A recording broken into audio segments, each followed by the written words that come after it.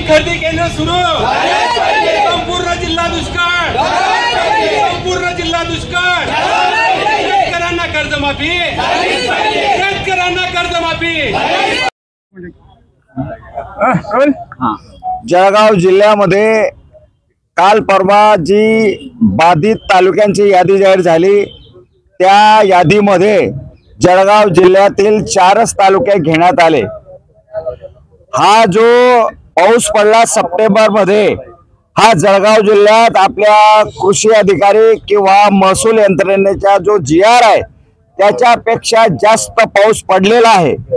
शेतकऱ्यांचं कमी अधिक नुकसान असेल पण संपूर्ण जिल्ह्यामध्ये हे नुकसान शेतकऱ्यांचं झालेलं आहे। माझा आरोप असा आहे की या जळगाव जिल्ह्याला 4 मंत्री आणि 4च तालुके, मग बाकीच्या तालुक्यांनी काय घोडं मारलं? धरणगाव असेल, येरनोल असेल, चाळीसगाव असेल, भुसावळ असेल, चोपडा असेल, पूर्ण जळगाव जिल्हा हा ओला दुष्काळ जाहीर करावा ही महाविकास आघाडीकडून मागणी करण्यासाठी या ठिकाणी आम्ही आलो होतो।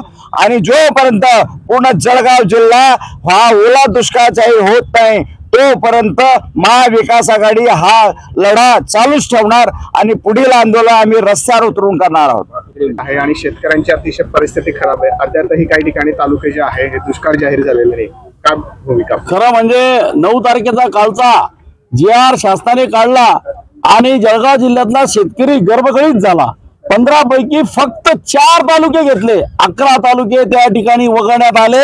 जळगाव जिल्ह्यात संपूर्ण शेतकरी या ठिकाणी कोसळलेला आहे, डाळ मोकळून रडतोय, कापूस संपलेला आहे, मका संपलेला आहे, केळीला सुद्धा खोडाला त्या ठिकाणी पांढरे कोंब आलेले, संपूर्ण सोयाबीन संपलेला आहे। अशा परिस्थितीमध्ये फक्त 4 तालुके घेऊन या जिल्ह्यातल्या शेतकऱ्यांची क्रूर चेष्टा या सरकारने केलेली आहे।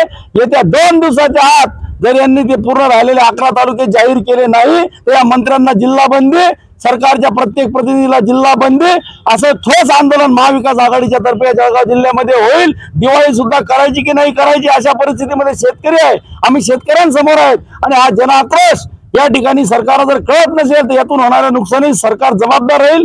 तात्काळ त्यांनी उर्वरित 11 तालुके सुद्धा ओल्या दुष्काळात जाहीर करावे। हा थेट आव्हान आहे का आपल्या वतीने? थेट आव्हान आहे, शेतकऱ्यांच्या भावना आहेत। शेतकरी प्रतिनिधींचे कालपासून फोन चालू झाले, शेतकरी या ठिकाणी म्हणतात आम्ही येतोय। आम्ही म्हटलं आज आम्ही प्रातिनिधिक स्वरूपात आघाडीच्या वतीने देतो। या 2 दिवसात जर निर्णय झाला नाही तर या जळगाव जिल्ह्यामध्ये 4ही मंत्र्यांना जिल्हा बंदी या ठिकाणी आमचा निर्णय फायनल आहे।